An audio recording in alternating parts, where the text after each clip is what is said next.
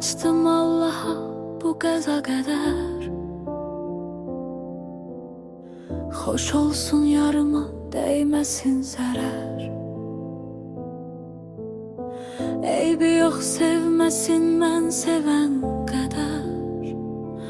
Qoy olsun hər zaman barı mənimlə. Sevgim qanad açıb göylərə uçar. Güneşdə şəfəqin bizim üçün saçar. Güllər ətrin yayar, quşlar dil açar. Görsələr çəməndə yarı mənimlə. Görsələr çəməndə yarı mənimlə. Yorub həyat səni yatıp qalmısan. Sevince kədəri qatıb qalmısan. Tikanlı bağlarda batıp qalmısan. Gedək eşq bağına sarı mənimlə.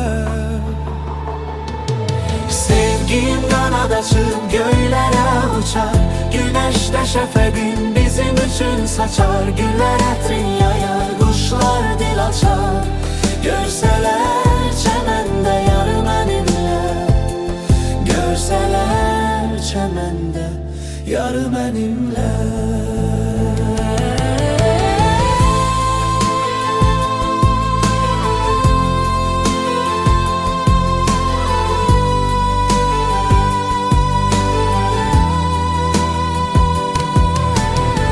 Sən suyu səpərdin susuz hər bağa.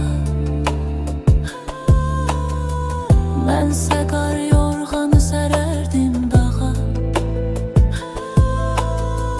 Təbiət səpərdi bu cür sol sağa. Yağışı səninlə, qarı mənimlə. Sevgim qanad açıb göylərə uçar. Güneşdə şəfəqin bizim üçün saçar. Güllər ətrin yayar, quşlar dil açar. Görsələr çəməndə yarı mənimlə. Görsələr çəməndə yarı mənimlə. Məcnunun bu eşqdən xəbəri olmaz.